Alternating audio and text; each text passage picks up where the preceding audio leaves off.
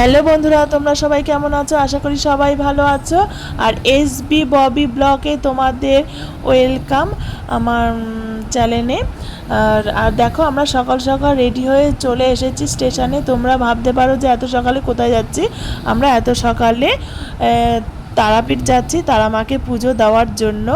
আর হঠাৎ করেই প্রোগ্রামটাও হলো, যেহেতু আমাদের এখানেই খুব প্রচুর পরিমাণে সিমরাইতেই দেরি হয়ে গেছে। এবার নৈহাটি থেকে আমাদের তারামা এক্সপ্রেস হলো 8টায়। এবার ওটা আমরা পাইনি, যার জন্য এবার নর্মালি ট্রেন ধরে আমরা বর্ধমান যাব। বর্ধমান গিয়ে আমরা যে কোনো একটা ট্রেন পেলে সেখানে সেই ট্রেন ধরে আমাদের তারাপীঠে যেতে হবে।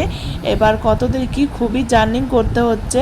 আর আমার চেহারা দেখে বুঝতেই পারছো প্রচুর পরিমাণে জার্নিং হয়ে গেছে। আর আমরা যেহেতু হঠাৎ করেই প্রোগ্রাম চলে এসেছি বেরিয়ে, কিছু খাওয়া দাওয়া করিনি। এবার ট্রেনে যা উঠছে সেটাই খেতে হবে আর কি, পেট ভরে নিয়ে কথা, এমন একটা ব্যাপার। আর আমার ছেলে তো কিছুই খাচ্ছে না, ও কন্টিনিউ ফোন দেখে যাচ্ছে। দেখো,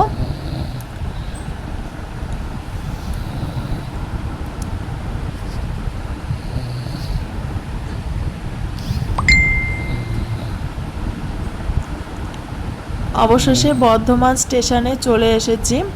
আর এখানে দেখো প্রচুর পরিমাণে ভিড়, যেহেতু সবাই তারামা এক্সপ্রেসটা পায়নি, খুব কারেক্ট টাইমেই ঢুকে গেছিলো।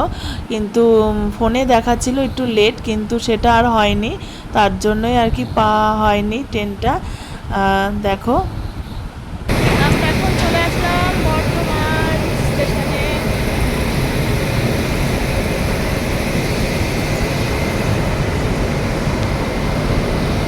অবশেষে আমরা ট্রেন এসে গেছে, আমরা উঠে গেছি।